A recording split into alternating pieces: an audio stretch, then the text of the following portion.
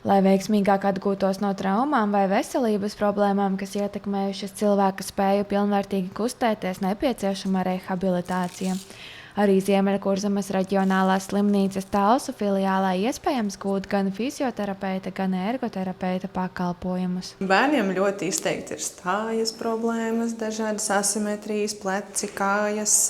Pieaugušajiem ļoti bieži ir muguras sāpes, dažādās lokācijās, augšdaļa, lejasdaļa, kā arī dažādas traumas pēc lūzumiem, mežģījumiem. Katram pacientam situācija ir individuāla, kas nozīmē, ka arī rehabilitācijas process norit individuāli. Cilvēks atnāk konsultācijā, viņa izvērtējam, izrunājam, kas ir tas, ko viņš grib atgūt, kas ir tas, kas viņam traucē, un attiecīgi pēc tā pielāgojam, uz ko tad mums vajag strādāt. Vai tas ir kustība apjoms, vai tas ir spēks, vai tās ir kaut kādas prasmes, kas viņam sagādā problēmas. Neko jau tādu speciāli parasti nevajag. Mēs jau parasti to procesu vadām un redzam, kas mums ir uz vietas. Mēs jau visu viņam piedāvājam uz vietas. Tā kā speciāli nekas pašam nav ne jāgatavo, ne jādara. Jāiemācās vingrot un jāvingro.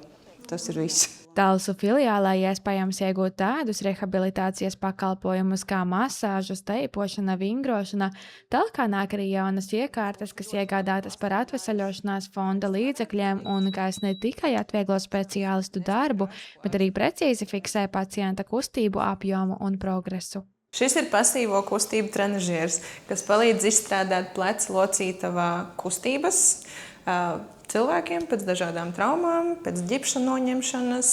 Aparāts pacienta vietā roku cilā uz augšu vai uz sāniem, attiecīgi, kā mēs pielāgojam.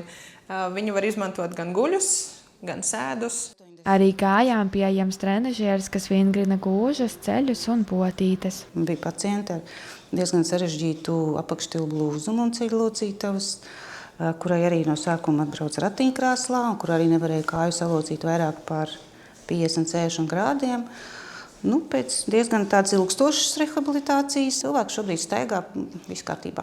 Tāpat pieejama atgriezniskās saites iekārta gan mazā iegurņa muskuļiem, gan muskuloskeletālajai sistēmai, kas palīdz cilvēkiem ar urīna nesaturēšanu, pie hroniskām iegurņa sāpēm, noslīdējumiem, muguras sāpēm, skoliozi un citām saslimšanām. Mēs ļoti labi varam vērot progresu, vai notiek, vai nenotiek, vai pacients tiešām strādā ar to muskulīti, kas viņam ir jādarbina, vai viņš saprot pats, ar kuru muskuli viņam šī brīdī ir jāstrādā, kas attiecās gan vairāk uz starpenes muskulatūru.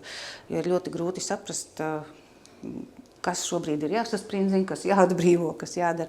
Bet šeit to visu var redzēt un pacientu koriģēt un iemācīt viņam vingrinājumus. Nozīmīgi ir doties pie fizioterapeita pat tad, ja sūdzību nemaz nav vai cilvēks vēlas uzsākt vingrošanu un saprast, kā vingrinājumus izpildīt pareizi. Ļoti bieži cilvēki nenojauš, kas tur viņiem ķermenī notiek, kamēr kāds viņiem no malas nepasaka vai viņas nofotografē un viņi pamana, hei, man taču ir tur šķībi pleci vai kas man kaiš. Profilaktiski arī tas ir ļoti vajadzīgs, lai neielaistu tās problēmas stiprākas. Ar ģimenes ārsta nosūtījumu bez maksas iespējams izmantot rehabilitācijas pakalpojumus 5 nodarbībām gadā.